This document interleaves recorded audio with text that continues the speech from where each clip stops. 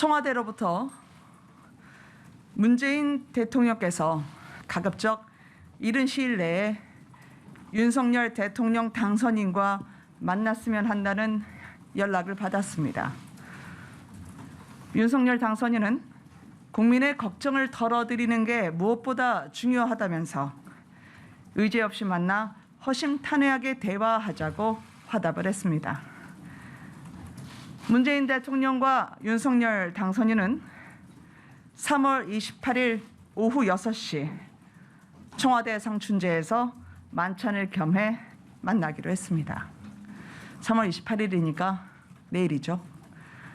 내일 만찬 청와대 회동을 말씀드렸습니다. 네, 질문 있으시면 받도록 하겠습니다. 마이크가 준비됐나요? 네. 네, 경향신문 조문희 기자입니다. 네네. 그 회동이 무산된 상태로, 그러니까 유예된 상태로 날선 공방이 좀 오고 갔던 걸로 기억을 하는데, 네. 언제 연락이 왔고 언제 답변을 했으면 그 타임라인을 좀 알고 싶습니다. 문희 기자님 답변이 이제 어떻게 성사가 된 것이냐라는 과정을 여쭤봐 주신 것 같아요. 그 이철희 청와대 정무수석과 지난 금요일 오후에 장제원 대통령 당선인 비서실장과 연락이 이루어진 것으로 알고 있습니다.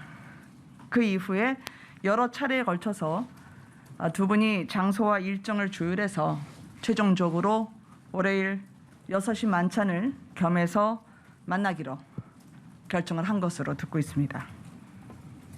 네, 마이크를 부탁드릴까요, 기자님께? 가셨어요. 그럼 저쪽으로 갔다 올게요.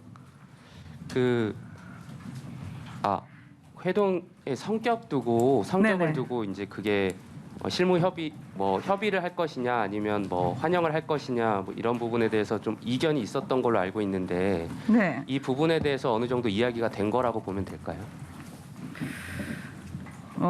무엇보다 당선인은 그 청와대 이철희 정무수석의 그 연락 그 제안에 대해서 보고받자마자 흔쾌히 이 사안에 대한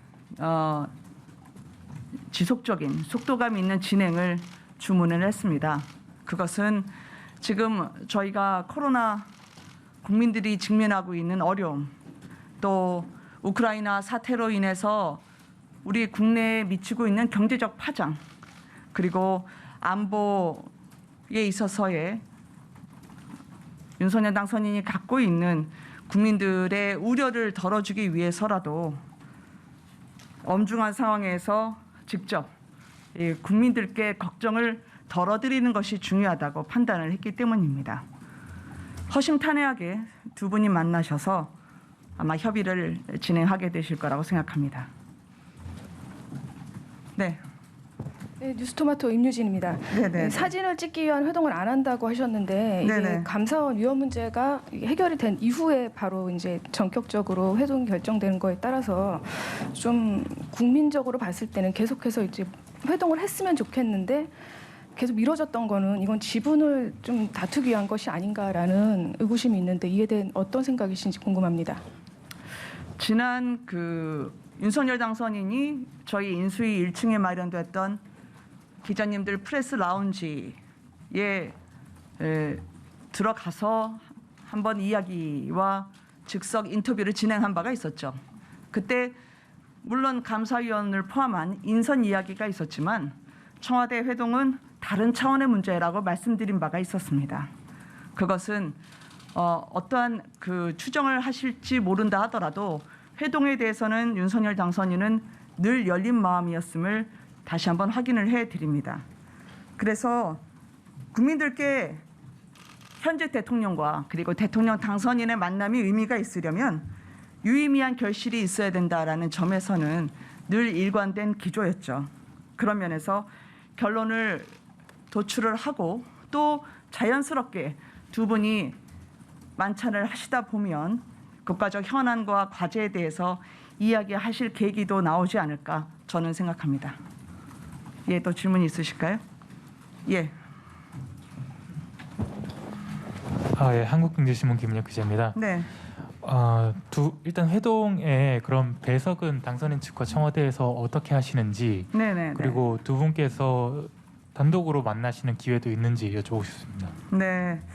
일단 만남은 문재인 대통령과 윤석열 대통령 당선인 그리고 유영민 대통령 비서실장 그리고 저희 측에서는 장제원 당선인 비서실장이 동석을 함께 하기로 했습니다. 따로 두 분이 만나실지 여부에 대해서는 내일 한번 봐야겠습니다. 예, 다른 질의가 또 있으신가요? 예, 마이크 던져주시죠. 네, MBC의 김정인입니다. 그 네. 용산 집무실 이전은 지금 취임 전에 가능한 건지 좀 궁금합니다. 네, 말씀하신 배경이 어떤 데 있으실까요?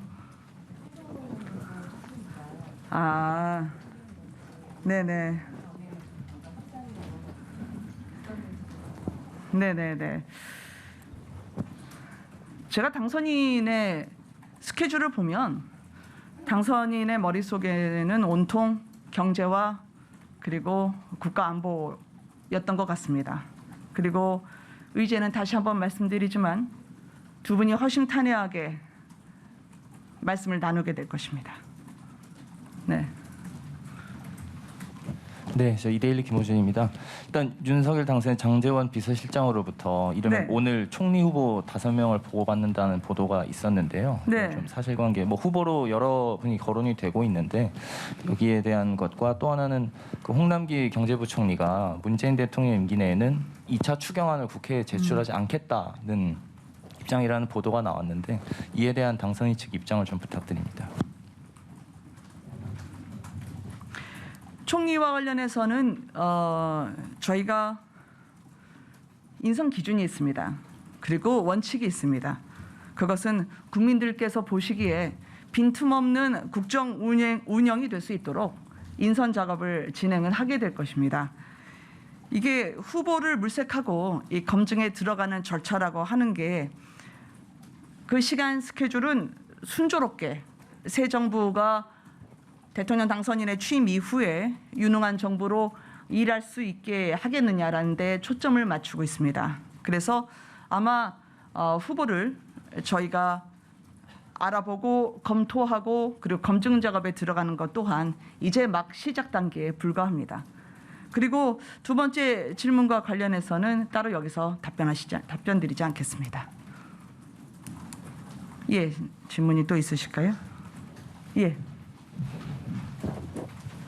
이번 주에 당선인님께서 전국 민생 투어 가신다고 보도도 네. 나왔고 말씀도 해주셨는데 네. 혹시 구체적인 일정 잡힌 게 있으면 설명 부탁드립니다. 저희가 이번 주 일정에 대해서는 미리 상세하게 말씀드리지 못하는 이제 보안상의 문제가 있긴 하지만요. 그래도 당선인이 인수위로부터 보고를 받고 또 직접 주재하시는 회의가 앞으로 취임 전까지 자주 있을 것입니다. 직접 챙기겠다라고 말을 한 적도 적지 않았죠.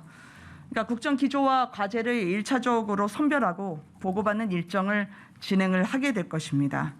어제도 그 당선인의 인수위에서의 워크숍을 말씀드렸지만 우리가 앞으로 새 정부를 운영하는 데 있어서 실용주의와 국민의 이익에 최우선을 둔다라는 점을 말씀을 드렸습니다. 그래서 지난 정부가 한 일 중에서 잘못한 거는 왜 일이 생겼는지 잘 판단을 하고 또 정부가 한 일 중에서도 저희가 인수를 해서 계승해야 될 부분에 대한 선별 작업이 진행 중인데요. 경제가 제일 중요합니다. 그래서 민생 행보와 관련해서도 제가 지난 브리핑 때 힘들고 어려운 국민분들께 다시 돌아오겠다라는 그 약속을 지키는 행보를 하게 될 것이다 말씀드린 바가 있었습니다. 그 약속을 이번 주에도 지키게 될 것입니다.